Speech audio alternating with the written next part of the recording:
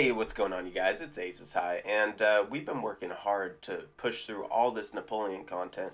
If you guys haven't checked it out, I do have a playlist that just has all of the videos. I got to thank Epic History TV again because they allowed us to watch these videos, and I really appreciate it. Before this series, I knew almost nothing of Napoleon. I knew the term Waterloo. I knew that's his final battle. That was about it. I knew he was French, you know. Um, it's really been an incredible time. I've learned so much, thanks to not only the channel but honestly a lot of you guys, you viewers. You've been answering all my questions in the comments. I really do appreciate it. I hope you guys have liked it too. Anyway, after we finished up all of the main series, we moved on to Napoleon's Marshals from Epic History, and basically in this, the channel ranked all 26 Napoleon's Marshals from number 26 all the way to number 1. Uh, so we fought through most of them. We've watched the first 5 parts, and again, that's on my channel if you want to go check them out. And we only have 3 left. So we have number 3, number 2, and of course the best. Originally, I guessed that the best was going to be Marshal Murat. I was wrong. Then I guessed, okay, it's Marshal Ney. I was wrong again. Now my guess is Marshal Lannes. But who knows? Anyway, that being said, I'm going to sit back. I'm going to shut up.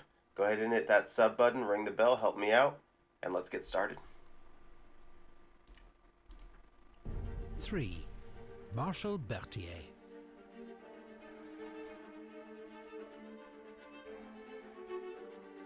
Louis Alexandre Berthier was born at Versailles, 10 miles from Paris. There it is. Seniority number 1. I thought that might be Lannes also. Interesting. Yeah, people were saying what good friends he was with Napoleon. He beat out Marshal Murat for seniority. Very cool. And probable accident, huh? Okay. His mother served at the palace as a chambermaid to the future Louis XVIII. His father was a colonel in the Topographical Engineers, a specialist corps of military surveyors. Berthier followed in his father's footsteps, joining the Topographical Engineers aged just 13, and was commissioned lieutenant at 17. He proved a talented and diligent staff officer. 10 years later, he accompanied General Rochambeau to America as part of French support to the colonists in their War of Independence. Yeah, I specifically remember that French soldiers, or something that I know about American history, is French soldiers came over and they basically whipped all of our American soldiers during the Revolution into shape and taught them how to be proper soldiers. So that's interesting. There was Marshal Berthier. And witnessed the British defeat at Yorktown. By the time the French Revolutionary Wars broke out, Berthier was a brigadier general with 25 years' service, who'd studied and given much thought to the problems of military organisation and command. A reputation for outstanding staff work meant his services were in high demand, and he served as Chief of Staff to Rochambeau, Lafayette and Luckner. But during the Terror, ties to these politically suspect generals put Berthier himself under the spotlight. He was stripped of his rank and not officially reinstated until 1795, when he became Chief of Staff of the Army of Italy. Wow. A Chief of Staff led the Staff Section, which was responsible for turning the General's orders into action, by drafting written instructions which were sent out by courier, as well as every aspect of army administration, ensuring efficient movement and supply, and collating reports on the enemy, terrain, roads, and anything else that might affect operations. Berthier, building on recent trends in French staff practice, now developed his own comprehensive staff organisation. He established 3 sections. His personal office or cabinet, mostly skilled civilian clerks who handled troop movements, transcribed orders, filed reports, and collated intelligence on enemy forces. His private military staff, made up of aides-de-camp, liaison officers and couriers. And the General Staff itself, headed by the First Assistant Major General, also divided into 3 sections. The first dealt with additional troop movements, plus auxiliary services such as hospitals, military policing, prisoners of war, and security of supply lines. The second section organised the army's camps and billets. The third section was the topographical section, responsible for maps and reconnaissance. Okay, so the incredible organization. I know that he used Marshal Berthier, Napoleon did for several other things down the line when he was his marshal. But I can only imagine he'd also be his chief of staff, you know? The general structure of Berthier's system changed little over the next 18 years and proved uniquely effective at handling the challenges posed by a new era of European warfare.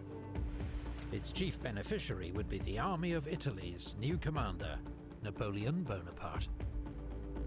Napoleon also discovered that his chief of staff possessed immense personal qualities, a heroic capacity for work, meticulous memory and attention to detail, and devotion to duty and discipline. Crucially, he had a gift for turning Napoleon's verbal, sometimes vague, commandments into clear, concise written orders that made sense to his officers and later marshals. Napoleon and Berthier established a highly effective working relationship that would last until 1814. It relied on Berthier's complete acceptance of his subordinate role. He played no part in devising strategy and never challenged or contradicted Napoleon except on points of logistical detail. That's actually something interesting. Is he? Let's see. When did he die? Age 61. Oh, it's kind of cut off up here. But anyway, as they just said, through 1814, he worked with Napoleon. Just made me think about Waterloo. He didn't fight in Waterloo, so wonder what the reason for that was. I'm sure they'll tell us. When a friend queried his devotion to Napoleon, who was an extremely demanding and short-tempered boss, Berthier replied, "Remember that one day it will be a fine thing to be second to Bonaparte." Berthier's hard work and brilliant staff system underpinned all Napoleon's successes in Italy and beyond. They spent so much time together, Berthier was nicknamed Napoleon's wife. He was personally brave, too, leading an attack at... That's probably why he didn't fight in Waterloo. His accident was probably, I'm guessing, 1815 he died, so it was probably before Waterloo happened. Lodi, and a cavalry charge at Rivoli. But his genius was for staff work and administration, not army command, as he well knew. When he briefly inherited command of the Army of Italy in 1797, he begged Napoleon to return as soon as possible to take over. Berthier played a crucial role in planning Napoleon's Egyptian expedition of 1798, and masterminded his famous crossing of the Alps in 1800, which saw French troops advance almost 100 miles through the mountains in just 8 days. The same year, Napoleon made Berthier Minister of War, putting him in charge of all French military administration. When Napoleon proclaimed his new empire in 1804, Berthier was the first name on the list of new marshals, with seniority over all others. The next year, his role as Chief of Staff, or Major Général of the Grande Armée, was officially confirmed. That just shows how important he was to Napoleon. I mean, he beat out Marshal Murat for seniority, you know? In the fast-moving campaign of 1805, Berthier's system ensured Napoleon always had up-to-date information about the location and strength of his own forces, as well as the latest reports on enemy movements, from scouts, spies, and prisoners. Such advantages helped him achieve the stunning encirclement of Mack's Austrian army at Ulm. On campaign, Berthier and the Emperor often travelled together in the imperial coach, working without pause. His workload was immense, but so too were the rewards. Following the victory at Austerlitz, Napoleon made Berthier the hereditary sovereign prince of Neuchâtel and Valengian, with an enormous private income. Over the course of Napoleon's reign, he received endowments worth more than 1 million francs per year from the Emperor, more than any other marshal. Yet Berthier remained a liability as a field commander. In 1809, Napoleon put him in temporary command of the Army of Germany. When Archduke Charles made a bold advance into Bavaria, Berthier's response was hesitant and muddled, and nearly led to Marshal Davout's corps being encircled. Only Napoleon's arrival averted disaster. Returning to his usual role as Chief of Staff, Berthier once more proved his exceptional talents, coordinating the movement of 200,000 men and paving the way for the Emperor's victory at Wagram. The title, Prince of Wagram, was added to his honors. So he, at the end of the day, he might be a decent military leader, but it just sounds like that's definitely not his strong suit. He was just such a extraordinary chief of staff. So yeah, wow. The invasion of Russia in 1812 was a test like no other for Marshal Berthier and his staff. It required coordinating the movement of 500,000 troops, the biggest army ever seen in Europe, across a 400-mile front. Yeah, that's a fight. Private is happier than I, Berthier complained. I am being killed by all this work. By August, it was clear the Grande Armée's supply lines were at breaking point, and Berthier was among those who tried to persuade Napoleon to halt the advance at Smolensk. He was ignored. As disaster engulfed the army, Berthier continued to perform his duty.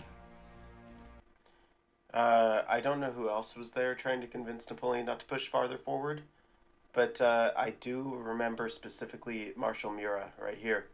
I remember that he also tried to convince Napoleon, so that's at least bare minimum 2 of your marshals. You know, I mean, if these guys are all marshals, then that's 4 right there trying to convince you not to go, probably. And you still end up pushing forward. It just seems like a mistake. By the end of the retreat, he was marching on foot with frostbitten fingers. When Napoleon left the army to return to Paris without him, he wept openly.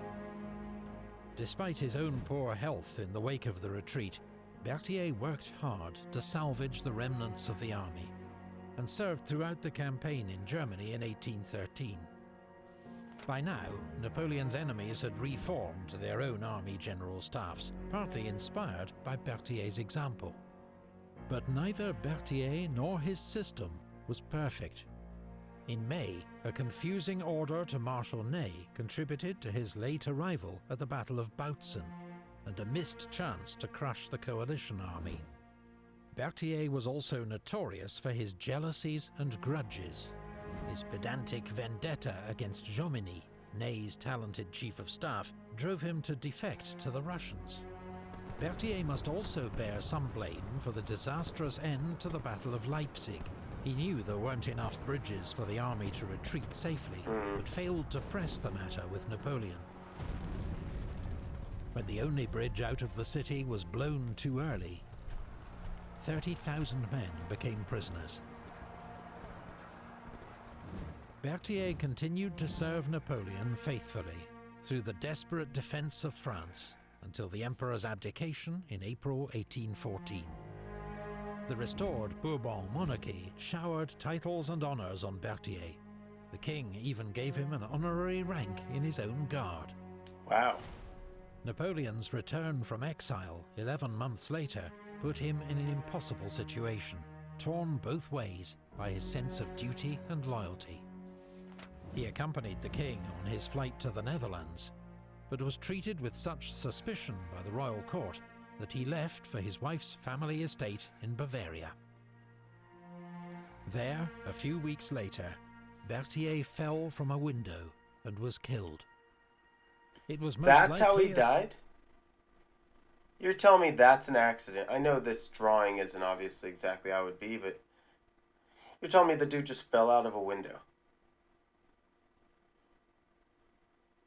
Simple accident, though some believe he killed himself out of guilt or despair, or, less plausibly, was murdered by French royalist agents. Napoleon had expected Berthier to rejoin him in 1815 and was scathing of his absence. I have been betrayed by Berthier, who was just a gosling, transformed by me into some kind of eagle. Wow. But after his defeat at Waterloo, in which mismanaged staff work played an important role, Napoleon conceded, if Berthier had been there, I would not have met this misfortune. That's probable. Berthier had none of Murat's glamour, nor Ney's heroism, nor the tactical instincts of Davout. But he was the indispensable marshal, whose brilliant administration and tireless work were the foundation for so much of Napoleon's military success. Right. Huh. 2. Oh, no way! Who is 1? Have we talked about Davout? I think we already did Davout, so like... Who is number 1 then, if it's Marshal Lannes at 2? Marshal Lannes. Let's see, he had truly become a superior being by the time he perished. I found him a pygmy, but lost a giant. Oh, that's cool. That's a good line.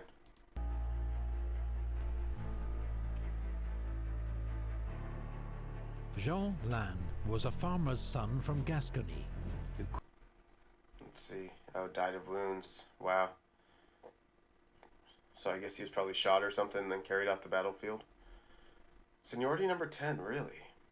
And he was, of course, one of the original marshals. Yeah, actually, he died pretty early on. Yeah, 1809, wow. quit his job as a dyer's apprentice to join the local volunteer battalion in 1792. Energetic and charismatic, he was immediately elected to be an officer by his comrades. The unit was sent to fight the Spanish on the Eastern Pyrenees front, where Lannes proved a brave and active officer. He distinguished himself in several actions and was promoted to command the regiment. Lannes was then transferred to Italy as part of General Augereau's division, where his bold, aggressive leadership won praise from General Massena, and then a dago from General Bonaparte himself, who rewarded Lannes with command of a grenadier brigade in the army's advance guard. A month later, at the Battle of Lodi, Colonel Lannes was first across the river, leaping off the bridge and wading ashore under enemy fire. Wow. At the Battle of Arcolay, he was wounded twice, but when he heard the French were retreating, he left the dressing station to lead a fresh attack. See, that's how you inspire your troops. Honest to God, that is... If you're just a normal troop, I mean, a normal, fighter, it's just watching your leader charge in, be the first one, be wounded, and still get back out there to lead you guys into battle. That would be so inspiring, you know? Which probably saved Napoleon from capture or worse. Napoleon later presented the flag he'd waved at the battle to Lannes, and a special bond was formed between them, based on mutual respect and loyalty. Lannes was promoted to Brigadier General, and in 1798 joined Napoleon's expedition to Egypt. He played a prominent role in the campaign, helping to suppress the revolt in Cairo and leading the assaults on Jaffa and Acre, where he was shot in the neck and only saved from certain death by his men, who carried him back to safety. Wow. At the Battle of Abu Qir, Lannes' infantry worked with Murat's cavalry to inflict a crushing defeat on the Ottoman army. While recovering from his latest wounds in this battle, Lannes received painful news from home. His wife had given birth to another man's child. Oh, wow. He returned to France with Napoleon in October and divorced his wife not long after. When Napoleon staged his coup of 18 Brumaire, Lannes helped to ensure the army's loyalty. The next spring, Napoleon's army marched over the Alps into Italy. Lannes' vanguard led the way, and at Montebello encountered an Austrian force that outnumbered it 2-1. Lannes was able to win a brilliant victory thanks to crucial support from General Victor. Just 5 days later, his division played a key role in Napoleon's great victory at Marengo. Lannes never forgot a favor. He and Victor remained firm friends. Okay. But he also never forgot a grudge, was notoriously short-fused, and quick to perceive an insult. In 1800, Lannes remarried to Louise Antoinette Guernuc, daughter of a senator, with whom he'd have 5 children. He was also appointed commander of Napoleon's consular guard, but he was dismissed after General Bessieres helped expose his mismanagement of the budget, for which Lannes never forgave him. In semi-disgrace, Lannes was sent as ambassador to Portugal, a short, eventful spell in which, against expectation, his soldierly manner won over Portugal's Prince Regent. By 1804, it was clear that all was forgiven. Lannes received news that he'd been made a Marshal of the new French Empire, and orders to return to Paris for Napoleon's coronation. The following year, he took command of 5th Corps of the Grande Armée, forming the vanguard for the advance against the Austrian army in Bavaria. Lannes had to work closely with Marshal Murat, a bitter rival since a falling out in Egypt, but they put their differences aside. Together, they bluffed an Austrian commander into surrendering a vital Danube bridge by persuading him that an armistice had been signed. At one point, Lannes even snatched the fuse from a soldier's hand as he prepared to light the explosive charges. The day before the Battle of Austerlitz, Lannes' quick temper got the better of him. He demanded to fight a duel with Marshal Soult, who in his eyes had made him look foolish in front of the Emperor. Soult ignored the challenge. In the battle that followed, Lannes' 5th Corps held the left flank against Bagration's attacks, later pushing forward with the cavalry to help take 7,000 Russian prisoners.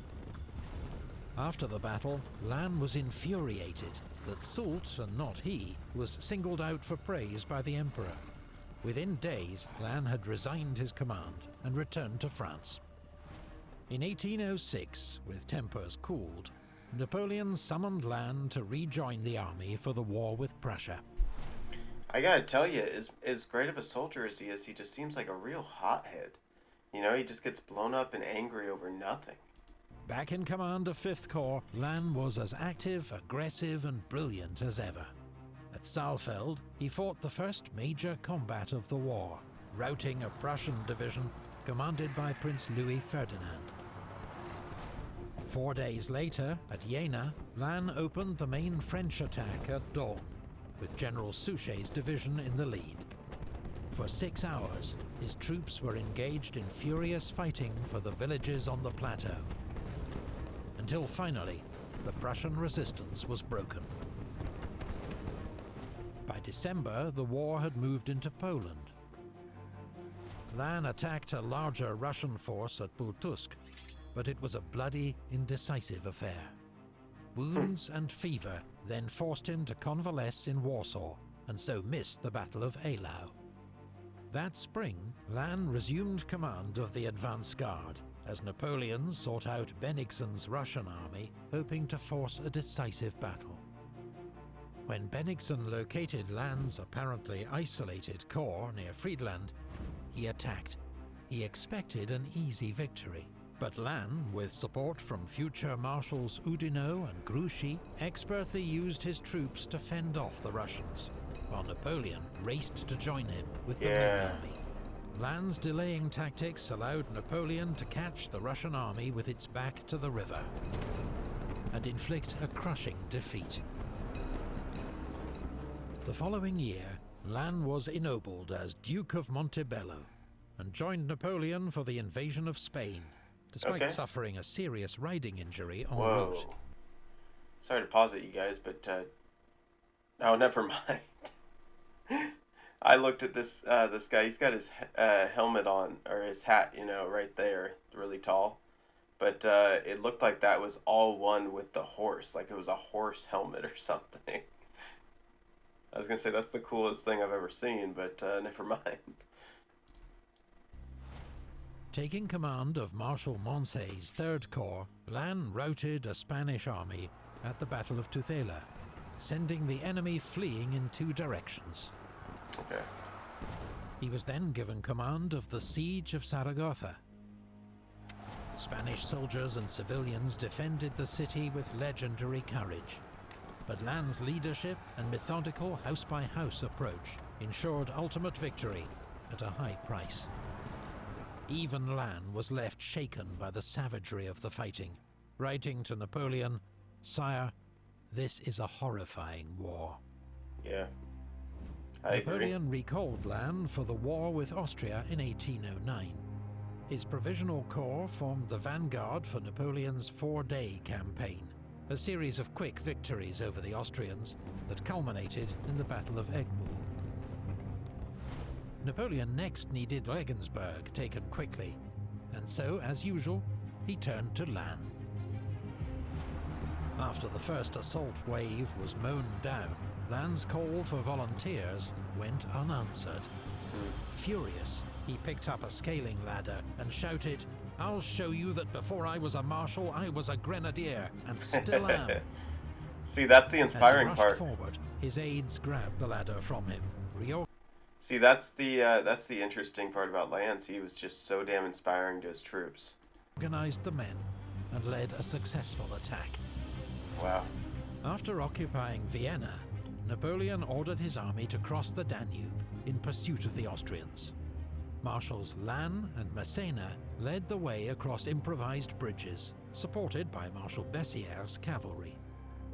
It was soon clear that Napoleon had miscalculated, and that they faced not just an Austrian rearguard, but the full might of Archduke Charles's army. Massena held the village of Aspern, while Lannes organized the defense of Essling. But desperately needed reinforcements and ammunition were held up, as the Austrians floated obstacles downriver to smash the fragile bridges. Lannes' old rival, Marshal Bessieres, was placed under his temporary command. Lannes sent repeated orders for him to charge the enemy, in language that verged on an accusation of cowardice, and that evening the two marshals nearly came to blows. The next day, Lannes' corps led an attack on the Austrian centre, but was driven back by the weight of enemy fire.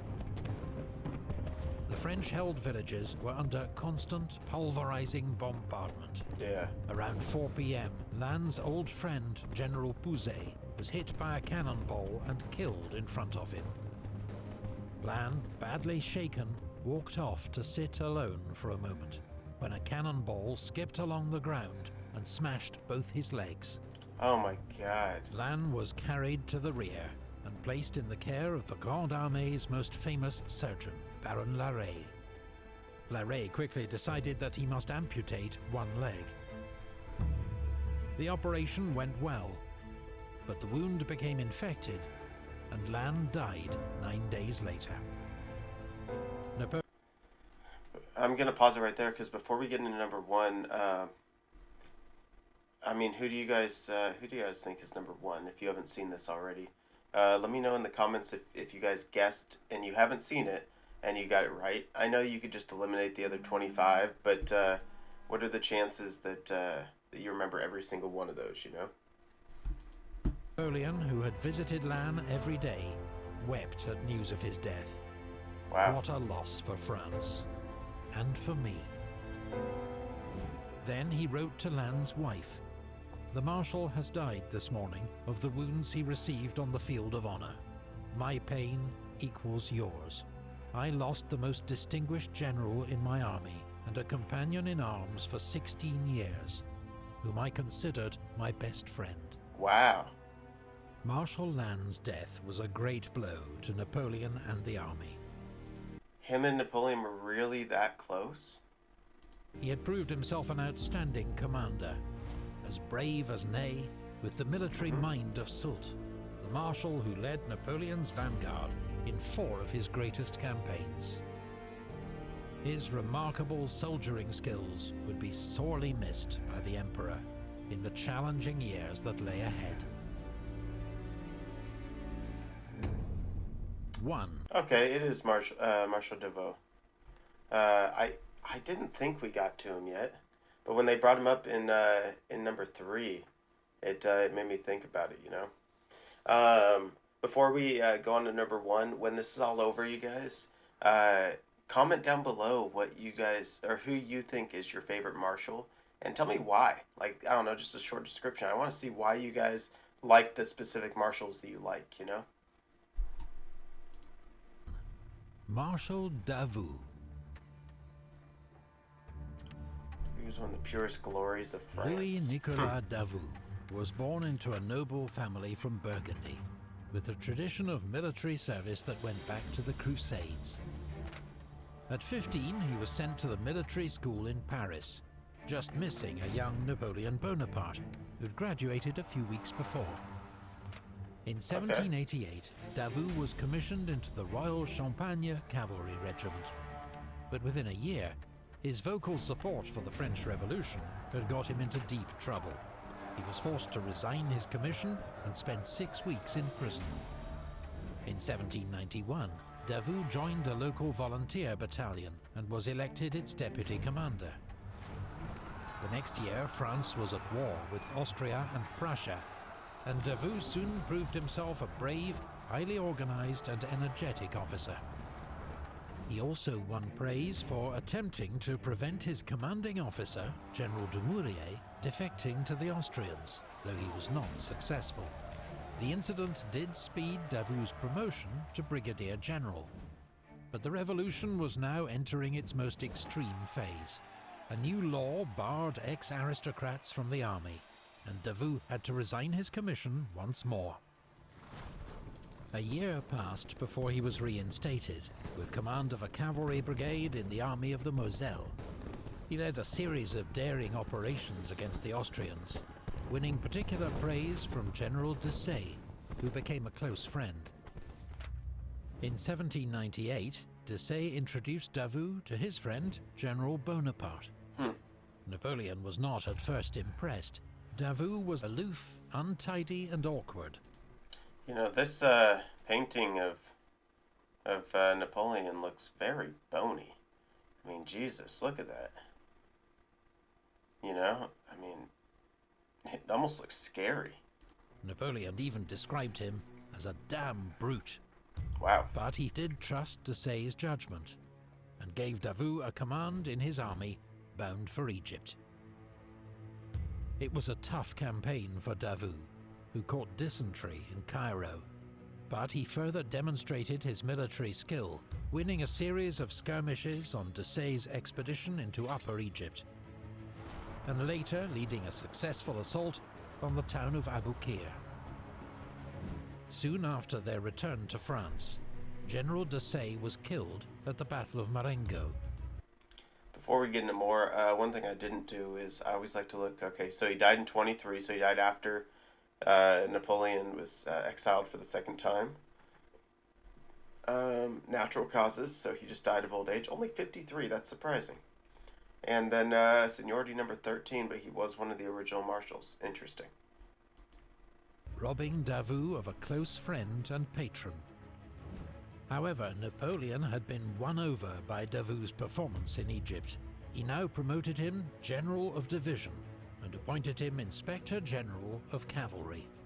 Napoleon also encouraged Davout to marry Amy Leclerc, Pauline Bonaparte's sister-in-law, bringing Davout within the First Consul's extended family. It proved a loving marriage and a great source of strength to Davout in the years ahead. In 1803, Davout was given command of the camp of Bruges, where troops were preparing for the invasion of England. Here he established his reputation as an exceptional administrator and hard taskmaster, enforcing discipline and regular training, while paying attention to his soldiers' welfare and sacking officers who didn't meet his high standards. In 1804, Napoleon proclaimed a new French empire, and Davout, aged 34, became the youngest of its new marshals. Really? His 34? inclusion was a surprise to many. 34 was the youngest. That's interesting. That it's not that that's old. That just, I guess Marshal is such a high rank. That is awfully young for it. I don't know. I thought closer to 30 might be the youngest. I guess it makes total sense because Marshal is such a high rank. It takes a long time to get that respect and that honor, you know? Especially as he'd still not commanded anything larger than a brigade in battle. It's very likely that the deaths of Davout's patron, Desaix, and brother-in-law, Leclerc, cleared a path for him. The next year, Davout's troops became 3rd Corps of the Grande Armée and marched east to take on the 3rd Coalition. On the eve of the Battle of Austerlitz, Davout force-marched his corps 70 miles in 2 days, arriving at dawn on Napoleon's right flank. His troops went straight into action, holding off a powerful coalition attack, buying time for Napoleon's decisive move against the enemy centre. It was a remarkable performance by 3rd Corps, soon eclipsed by an even greater feat of arms the next year in the war against Prussia. As Napoleon concentrated his forces at Jena to attack what he believed was the main Prussian army, he ordered Davout's 3rd Corps and Bernadotte's 1st Corps to cut off their retreat. But 10 miles north of Napoleon, near Auerstedt, Davout ran straight into the main Prussian army. With no sign of support from Marshal Bernadotte's 1st Corps, Davout's 26,000 men faced odds of more than 2 to 1. Davout's masterful handling of his troops enabled 3rd Corps to repel the Prussian onslaught. Then, his line stabilized, Davout went on the offensive and routed the enemy army. It was a stunning victory, won at a high price. 1 in 4 of Davout's men were either killed or wounded. Wow, 25%. When Napoleon heard the first report, he was incredulous. "Your marshal must have been seeing double," he told his aide-de-camp, making a joke of Davout's spectacle wearing. When the report was confirmed, he sent a message back to Davout. "Tell the marshal that he, his generals and his troops have gained everlasting claims on my gratitude." He later gave 3rd Corps the honor of being the first troops to enter Berlin. The next year, at Eylau, Davout's corps again played a pivotal role, trying to turn the Russian flank. When his men were driven back, Davout rallied them, shouting, "The cowards will die in Siberia, the brave will die on the field of honor." This time, 3rd Corps could not break through, but its tenacity helped persuade the Russians to retreat that night. Following the peace treaty of Tilsit, Davout became Governor-General of the new Duchy of Warsaw, where he oversaw the recruitment and training of Polish troops. It's interesting too, because that's something that actually I noticed throughout watching the Napoleonic series by Epic History, is 3rd Corps. I'd assume that most of the time, so I noticed it was run by Davout, because 3rd Corps just kind of always seemed to kick ass. And then later on, it was 1st Corps. So I've got a question. I wonder if he was replaced, or if he got moved to 1st Corps in one of the other ones, like Hamburg in 1814, or something like that, you know? In 1808, he was ennobled as Duke of Auerstedt. But for all his military prowess, Davout was not a popular figure. Notoriously tough, his troops respected rather than loved him, while several marshals were irritated by his air of superiority and blunt manner. In 1809, with war looming with Austria, Davout rejoined 3rd Corps at Regensburg. When Archduke Charles advanced into Bavaria, the army's temporary commander, Marshal Berthier, nearly left Davout to be cut off. As soon as Napoleon arrived, he ordered Davout to withdraw.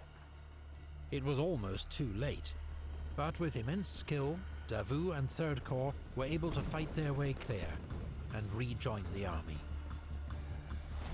Davout played a major part in the counter-offensive that followed, known as the 4-Day Campaign, pinning Austrian forces at Egmul, until Napoleon arrived to deliver the decisive blow. A month later, at the Battle of Aspern, Davout and 3rd Corps never made it across the river. The Marshals' role was limited to trying to sort out the crisis at the bridges, until the French were forced to withdraw. When the army crossed the Danube again 6 weeks later, Davout was in his usual post on the right wing. On the first day of the Battle of Wagram, the Emperor criticized Davout for his slow attack. But the Iron Marshal, as he was now known, was saving his men for what he knew lay ahead. Okay. The next day, Davout's troops fought off a major Austrian dawn assault, then launched their own attack, gradually driving in the enemy left flank, helping to make Austrian retreat inevitable. Davout and his corps had emerged from another major campaign as heroes. The great... It seems like whatever this guy does, he just does it right. He pushes through. He's strategic about it. I mean, I see why he's number one. For Napoleon bestowed on him a new title, Prince of Egmul. Oh, cool. For a few years there was peace in Central Europe. Davout spent most of it in Hamburg, in his new role as Governor-General of the Hanseatic cities, cracking down on corruption and illegal trade with Britain. In 1812, Napoleon entrusted him with the enormous task of organizing the Grande Armée for the invasion of Russia. Davout's First Corps alone was 72,000 strong, as big as Napoleon's entire army at Austerlitz. When it crossed the Niemen River in June, its troops were so well turned out that one observer compared them to the Imperial Guard itself. Really? Davout's giant corps was the... That's an incredible honor. I mean, let's be real. If you look at the Imperial Guard compared to the rest of the army, it's going to be night and day difference. So if soldiers were looking at them and comparing them, to the Guard, that's incredible. The spear tip of Napoleon's invasion. He mauled Bagration's Second Army at Saltanovka, Okay. but could not prevent its... Yeah, see, that's why I thought he did become First Corps. So basically, every time during the series I saw Third or First Corps kicking ass, it was all him. Wow. escape. 3 weeks later, his troops were in the thick of the fighting at Smolensk. But Davout's lack of allies among the other marshals began to show. Many were keen to see him taken down a peg or two, including Napoleon's chief of staff, Marshal Berthier, and perhaps even the Emperor himself. When Davout got into a row with Marshal Murat, whom he regarded as incompetent, Napoleon decided in Murat's favour, giving him one of Davout's divisions. On the eve of the Battle of Borodino, the Emperor dismissed Davout's request to outflank the Russian defences. "You are always for turning the enemy," he told him. "It is too dangerous a movement." In the bloody battle that followed, Davout's corps led the frontal attack on the Flèche earthworks. Yeah. The Marshal himself was injured when his dying horse rolled over him, but remained on the field directing the attack, which was ultimately successful. 6 weeks later, the Grande Armée began its infamous retreat from Moscow. The remains of Davout's corps was ordered to form the rearguard, but he was criticized for moving too slowly. Near Vyazma, a gap opened up, and Russian General Miloradovich pounced. First Corps was routed, and saved only by the quick intervention of Marshal Ney, Eugène, and Poniatowski. Ney's corps took over as rearguard, but when he became cut off at Krasny, Davout was widely blamed for not turning back to rescue him, even though it would have been suicidal. The moment highlighted the gulf in charisma between a marshal like Ney, who was loved by the troops, and Davout, who was not. Davout began the 1813 campaign holding Dresden, but when Hamburg was raided by Russian Cossacks, Napoleon sent him north to organize the city's defense. Exactly why Napoleon kept his best marshal in Hamburg while a decisive campaign raged in Saxony continues to puzzle historians. Yeah. Davout was a stern and effective governor of Hamburg, securing the lower Elbe River and Napoleon's strategic northern flank. He organized a new 13th Corps, and following Napoleon's defeat at Leipzig, withstood a 6-month siege. Davout only surrendered Hamburg in May 1814, after confirmation arrived of Napoleon's abdication. But what difference the Iron Marshal might have made at Bautzen, Dennewitz, Leipzig or Long remains a tantalizing what if. Yeah, but some of the comments I got on recent videos, some of you viewers brought up a really good point. Um, Napoleon can't bring everybody to the battle. I mean, he has to defend the north. He has to defend the south from Spain. You know, he's fighting everybody, and he has to have people that he trusts, good soldiers, in those areas to defend. Davout was not welcomed into the restored Bourbon regime like other marshals. His Really? loyalty to Napoleon was despised by the ultra-royalists. Instead, he was forced into retirement and put under police surveillance. When Napoleon returned to France in 1815, Davout and Lefebvre were the only marshals waiting to greet him at the Tuileries Palace. But once again, Napoleon gave Davout a role which, in hindsight, seems a disastrous waste of his ability. Davout was made Minister of War and Governor of Paris.